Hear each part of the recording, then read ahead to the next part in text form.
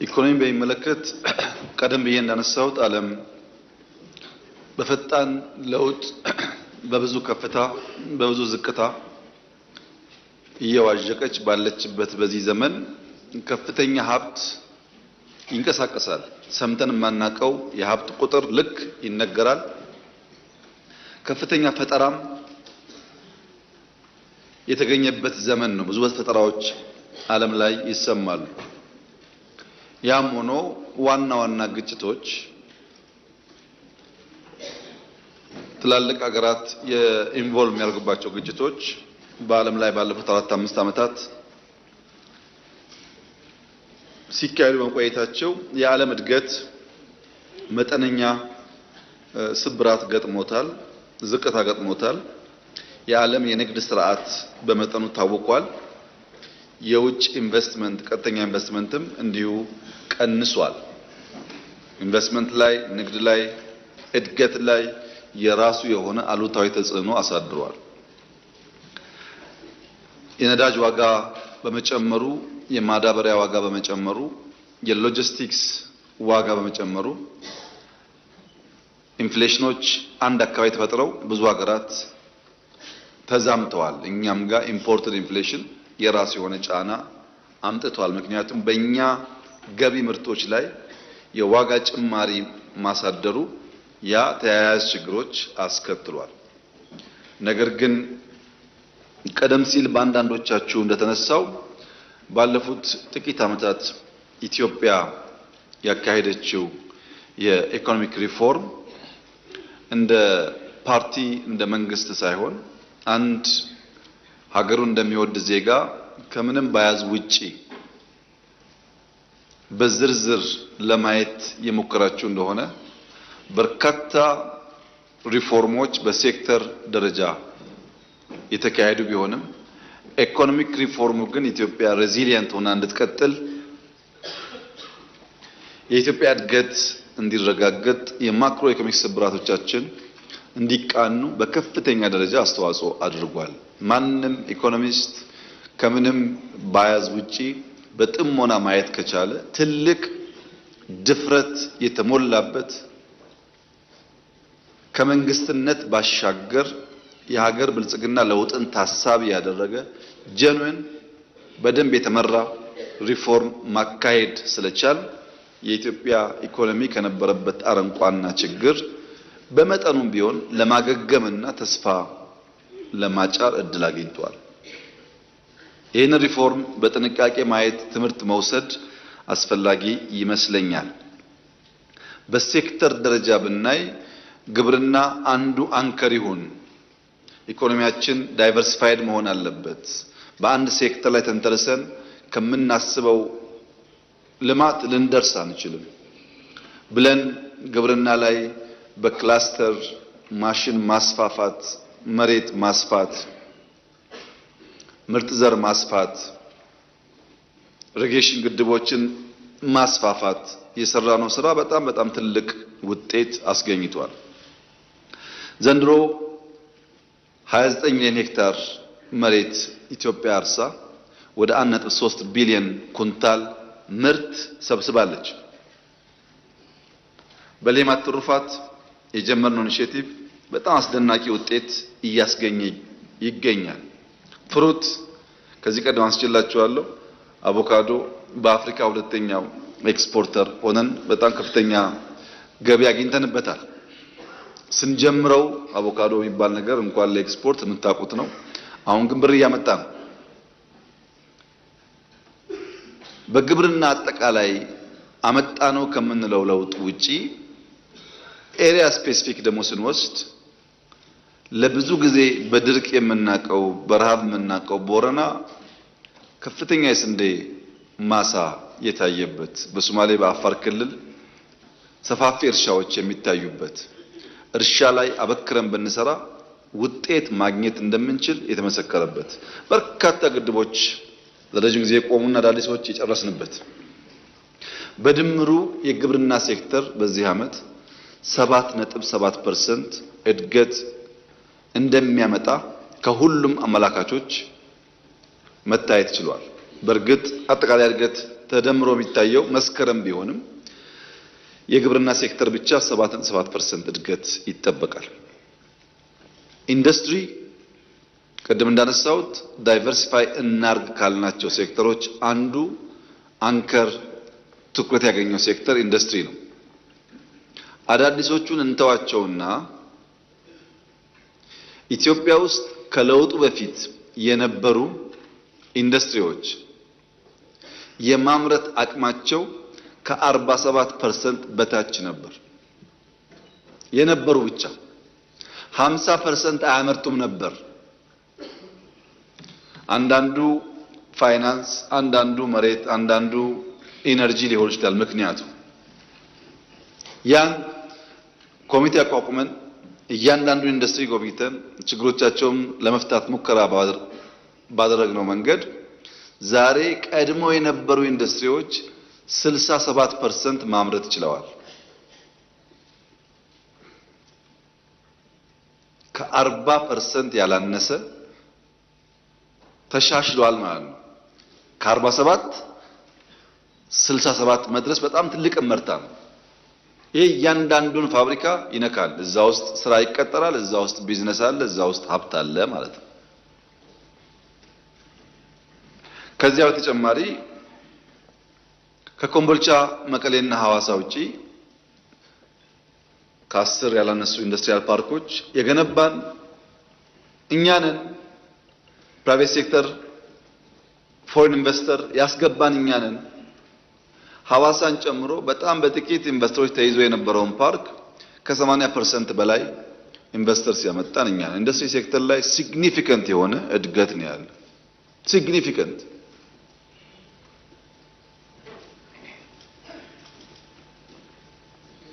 ኢንዱስትሪው በኢኮኖሚ ውስጥ ያለው ሽግሽግም እኮ መታየት እየጀመረ ነው። ለምሳሌ የዘንድሮውን እንተው አንዳንድ ስላልተሟላ በሚቀጥለው ዓመት እኮ ከኢንዱስትሪ ኤክስፖርት $1 ቢሊዮን ይጠበቃል። ምን ማለት ነው ይሄ? ስለ 100 ሚሊዮን የሚያወራ ኢንዱስትሪ 1 ቢሊዮን ይጠበቃል ማለት ሰፋፊ ስራ ተሰርቷል ማለት ነው። ኢንዱስትሪ ግን በባህሪው ሐምሌና ነሐሴ ትራክተር ገዝተን አርሰን ጥቅምት ላይ ህዳር ላይ ሃርቨስት የምናደርግበት ሴክተር አይደለም። ለምሳሌ ኢምፖርት ሰብስቲት እናርግ ብለን በዚህ ዓመት ክሎዝ ቱ $5 ቢሊዮን ኢትዮጵያ ከዚህ ቀደም ከውጭ የምታስገባቸውን የኢንዱስትሪያል ፕሮዳክትስ በሀገር ውስጥ ማምረት ትችላለች። ለምሳሌ ሴራሚክ፣ ድንጋይ እንሸከምን ብለን ኢንተርቪን አድርገን አንድ ሳይሆን 2 ፋብሪካዎች አልቀዋል። አንዱ ተመርቋል፣ አንዱ በቅርቡ ይመረቃል። ሲሚንቶ ላይ፣ መስታወት ላይ፣ ብረት ላይ ሰፋፊ ስራ ተሰርቷል። ካልዘነጋችሁት በቀር ሶላር ኤክስፖርት የሚባል ነገር ኢትዮጵያ አታውቅም። ከዚህ ቀደም በአጭር ጊዜ ውስጥ የደረስንበትን ታውቃላችሁ። እና ኢንዱስትሪው ላይ ይበል የሚያሰኝ ተስፋ ሰጪ እንቅስቃሴ ነው ያለው። በኢንዱስትሪ ሴክተር ውስጥ የሚታይ ራሱን ችሎ ደግሞ አንከር የሆነውን ማዕድን ብንወስድ በዚህ ዓመት ብቻ 24% አድጓል። ማኑፋክቸሪንግ 20.3% አድጓል። በሲሚንቶ ለሚ ከመጣ በኋላ የነበሩትን ኢንሃንስ ካደረግን በኋላ በዚህ ዓመት 16% በምርት እድገት አለ። በኢነርጂ አጠቃቀም በዚህ ሴክተር ብቻ 23% እድገት አለ። ኢንዱስትሪ ለአጠቃላይ የመጣውን ውጤት እንዴት እናስጠብቀው? የኢንዱስትሪ ትራንስፎርሜሽኑ ግብርናን የመተካት ሰርቪስ የመገዳደር አቅሙን እንዴት እናምጣው ብለን እንጨነቅ እንጂ ባለፉት ጥቂት ዓመታት ኢንዱስትሪ ላይ የተወሰደው እርምጃ የሚጨበጥ እድገት ማምጣቱ ምንም የሚካድ ጉዳይ አይደለም። በዚህ ዓመት አጠቃላይ ኢንዱስትሪዎች 12.7% እድገት ይጠበቃል። ይሄ እድገት ዝም ብሎ ሊመጣ አይችልም። 12.7% እድገት በአንድ ሰብ ሴክተር ላይ መምጣቱ ለረጅም ጊዜ የተሰራውን ስራ የሚያሳይ ጉዳይ ነው። ሰርቪስ የኢትዮጵያ አየር መንገድ ከለውጡ በፊት ከነበረው አቅምና ማጓጓዝ በትንሹ 3 እጥፍ አድጓል። በዚህ ዓመት ፕላስ ኦር ማይነስ 17 ሚሊዮን የውጭ ሰዎች አጓጉዟል። በውጭ ሀገር ደረጃ 4 ሚሊዮን በሀገር ውስጥ አጓጉዟል። ፕላስ ኦር ማይነስ 21 ሚሊዮን ሰዎች አጓጉዟል። ይሄ 3 ታይምስ እድገት ማለት ነው ከነበረበት። በዚያው ልክ ያስገኘው ሀብት አለ። ዲጂታል ቅድም እንዳነሳሁት ነው። በንግድ፣ በፋይናንስ፣ በትራንስፖርት በተለይ ደግሞ በኩነቶች ኢትዮጵያ ውስጥ ከ200 በላይ ኢንተርናሽናል ሰሚት አዲስ አበባ ተካሂደዋል ሲባል እንዴት ነው የምናየው? በጣም ብዙ 100 ሺህ ሰው እኮ የተስተናገደው። ከተማው ያጨናነቀው እኮ የኛ ጉዳይ ብቻ አይደለም። በየጊዜው ኮንፈረንሶች፣ ሰሚቶች ስላሉ ነው። ይሄ ተደማምሮ ሰርቪስ ሴክተሩ 9.8% እድገት እንደሚያመጣ ይጠበቃል። አጠቃላይ ፍላጎትና አቅርቦት አዝማሚያዎች ሲታዩ ተጠቅሎ የሚመጣው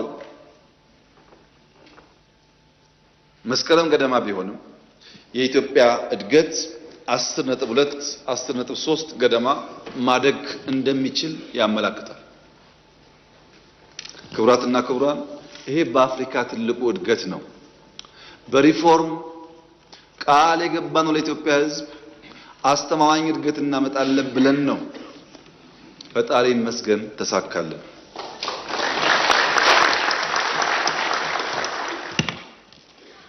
ተሳካልን ሲባል ግን ሩጫችን አለቀ ማለት አይደለም። የሩጫችን አቅጣጫ ትክክለኛ መሆኑ ምንሩጥበት አቅጣጫ ስፒድ ትክክለኛ መሆኑን አረጋገጥን ማለት ነው። ገና ብዙ ስራ ይጠብቅብናል። ትንሽ ገባ ብለን እስኪ እንይ። ቅድም አንዳንዶቻችሁ ማንስታችሁታል። የዘንድሮ የኢትዮጵያ የሸቀጦች ኤክስፖርት 11 ቢሊዮን ዶላር በላይ ጥቂት ጭማሪ ያለው በላይ ሆኗል።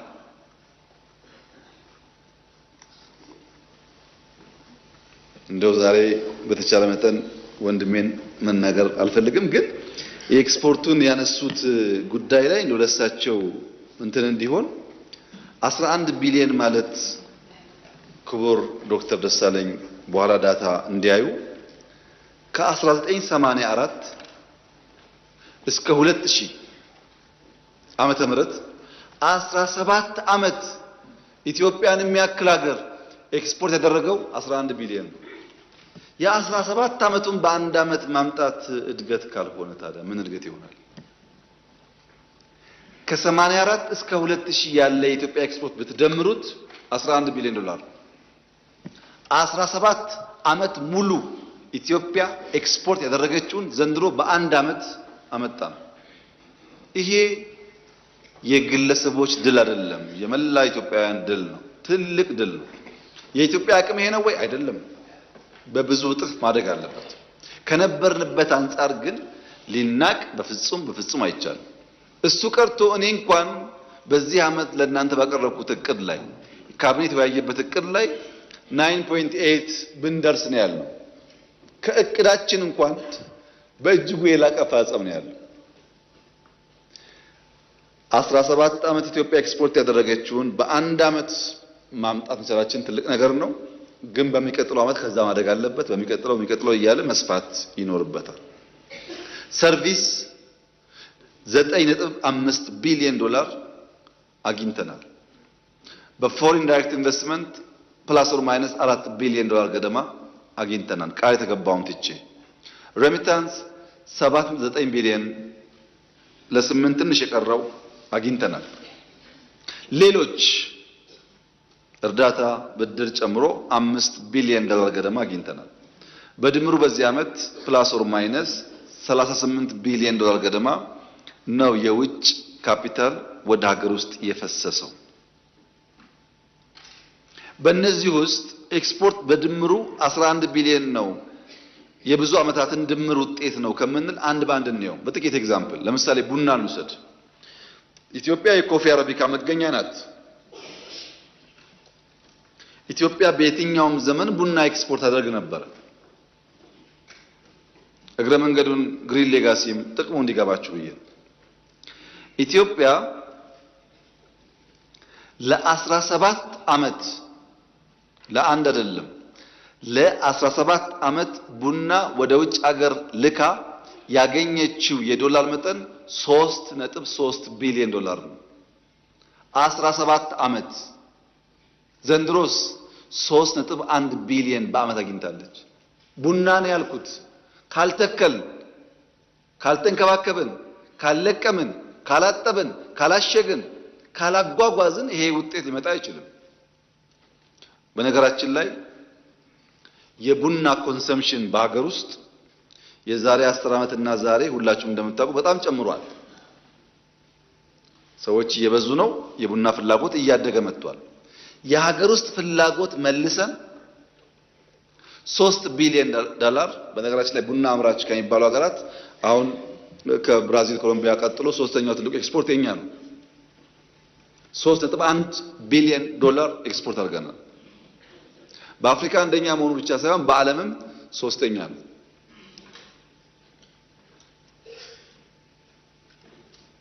ይሄ በኢትዮጵያ ውስጥ የረጅም ዓመታት ክምር ውጤት ነው የነበረው። ሪፎርሙ ያመጣው ድል ነው።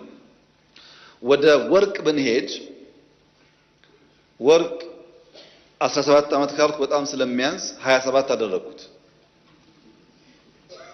በ27 ዓመት ውስጥ ኢትዮጵያ ወርቅ ከ84 እስከ 2011 ወደ ውጭ ሀገር ኤክስፖርት ያደረገችው 3.7 ቢሊዮን ዶላር 3.7 ቢሊዮን በ27 ዓመት። በአንድ ዓመትስ ኦልሞስት 5.5 ቢሊዮን። ይሄ ትልቅ እድገት ነው። የአንድ ዓመቱ ከ27 ዓመት ሲበልጥ እድገት ካልሆነ ወደፊትም አስፓይል ለማድረግ እንቸገራለን። ቁጥር አይደለም፣ የሚጨበጥ የሚዳሰስ የሚታይ እድገት ነው። ሪዘርቫችንስ ከጥቂት ዓመታት በፊት የነበረው ሪዘርቫችን ከ20 እጥፍ በላይ አድጓል። ብዙ በላይ አድጓል። ከ20 እጥፍ በላይ ሪዘርቭ አድጓል ማለት ኢትዮጵያ ኢንዱር የማድረግ አቅሟ፣ ሬዚሊየንስ አቅሟ ጨምሯል ማለት ነው። በነገራችን ላይ አሁን ያለ ሪዘርቭ ኢትዮጵያ ሀገር ሆና ከተፈጠረች ጀምሮ ከነበራት ከትልቁ ሪዘርቭ ከእጥፍ ይበልጣል። ይሄ ትልቅ አቺቭመንት ነው። እኛ ስንመጣ ይሄ ሀፍ ቢኖር ኖሮ አንቸገርም። ማክሮ ኢኮኖሚክ ኢምባላንስ ተፈጥሮ የነበርንበት ሪፎርም አናደርግም ነበር ማለት ነው። ይሄ የመላ ኢትዮጵያውያን ድል ነው። በዚያ ልክ መታየቱ ጠቃሚ ይሆናል። ገቢ ሪፎርም አካሂደን ዲጂታላይዜሽን ሰርተን ኢንፎርማል ቢዝነሶች በስፋት መጨመር አለባቸው ብለን 43000 ኢንፎርማል ቢዝነስ ገቢ መክፈል ጀምረው የመጣውን ለውጥ ማየት ከፈለጋችሁ በ27 ዓመት ኢትዮጵያ ያስገባችው ገቢ ፕላስ ኦር ማይነስ 1 ትሪሊየን ነበር። ዘንድሮ 1.5 በላይ ጭማሪ አለው። የ27 ዓመቱን ገቢ መብለጥ ብቻ ሳይሆን 150% ነው። ይሄ ገንዘብ ድሮ አልነበረም ወይ ኢትዮጵያ ውስጥ ያላችሁኝ እንደሆነ ከየትም አይመጣም ነበረ። ግን ኢትዮጵያ ውስጥ ኢንፎርማል ኢኮኖሚ ከፎርማል ኢኮኖሚ ገዝፏል። በዚያ ምክንያት በስርዓት ባለው መንገድ ገቢ ማስገባት እምብዛም የተለመደ ተግባር አልነበረም። እግረ መንገድ ለኢትዮጵያ ነጋዴዎች መልእክት ለማስተላለፍ በጣም ብዙ ብርቱ ጥረት የሚያደርጉ ነጋዴዎች እንዳሉ ሆነው በዓለም ላይ ከውጭ በሚገቡ ጉድስ 100% ፕሮፊት ማርጂን መያዝ የተለመደ አይደለም። የኛ ነጋዴዎች አስቡበት። በብዙ ፕሮዳክት 100% ፕሮፊት ማርጂን ይያዛል። ለምሳሌ መኪና፣ ኤሌክትሪክ መኪና 3.5 ሚሊዮን እስከ 4 ሚሊዮን ባለው ውስጥ አንድ አይነት መኪና ይሸጣል።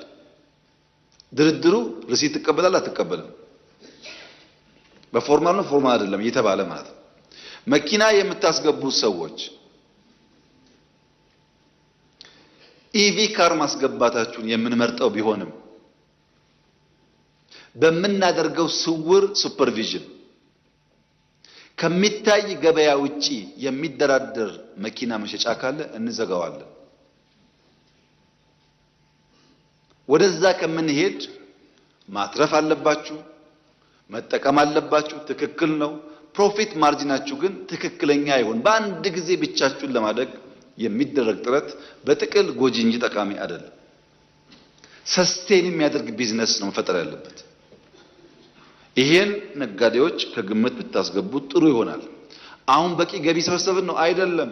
የኢትዮጵያ ኢንፎርማል ኢኮኖሚ ግዙፍ ነው። የኢትዮጵያ ኢኮኖሚ ትልቅ ነው። ባይዘው እኛን አይደለም ሰፈሩን ተሸክሟል። ሰፈሩ ያለው በዚህ ሀገር ኢኮኖሚ ነው፣ በኮንትሮባንድና በኢንፎርማል። እሱን መስመር ማስያዝ ያስፈልጋል። የሁላችን የጋራ ጥረት መሆንም አለበት። የወጪ ጉድለትን በሚመለከት ቅድም የተነሳው ጉዳይ የኢትዮጵያ የዚህ ዓመት የወጪ ጉድለታችን 218 ቢሊዮን ገደማ ወይም 1.2 በታች ፐርሰንት ዴፊሲት ነበረ። ይሄ በየትኛው መስፈርት 1.2 ኢቭን 2% ዴፊሲት ዝቅተኛ የሚባል። ያን ዴፊሲት የሞላንበት መንገድ ደግሞ እንደተባለውም ከሴንትራል ባንክ እየተበደርን ሳይሆን የግምጃ ቤት ሰነድ ግብይት እና ሌሎች ሶርሶች በመጠቀም ነው። ይሄ በጣም ጤናማ የሚባል የበጀት ጉድለት ማሟያ መንገድ ነው። ገቢያችን አሳደግን እንጂ ወጪያችን አይታችሁ ከሆነ እናንተ ያጸደቃችሁት ወጪ አልጨረስንም። የተወሰነ ይዘን ከዛ ባነሰ ወጪ ነው ለመጨረስ ጥረት ያደረግነው።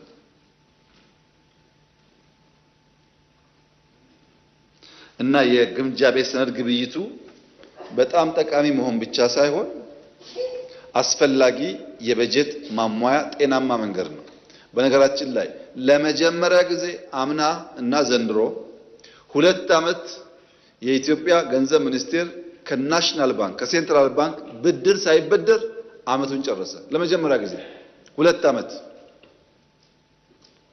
ጤናማነቱን ማሳያ ይሄ ነው። ይሄ ደግሞ የዓለም በዚህ ሴክተር ያለ ሁሉ በሁሉ ጉዳይ ባይስማማም በእነዚህ ጉዳዮች በአንድ ድምፅ እያደነቀ እያመሰገነ ያለበት ሁኔታ ስላለ ሌሎቻችንም ትኪቱ እንደተጠበቀ ሆኖ ግን እንደዚህ አይነት ጠንካራ ጎኖች ማየት ጠቃሚ ይመስለኛል።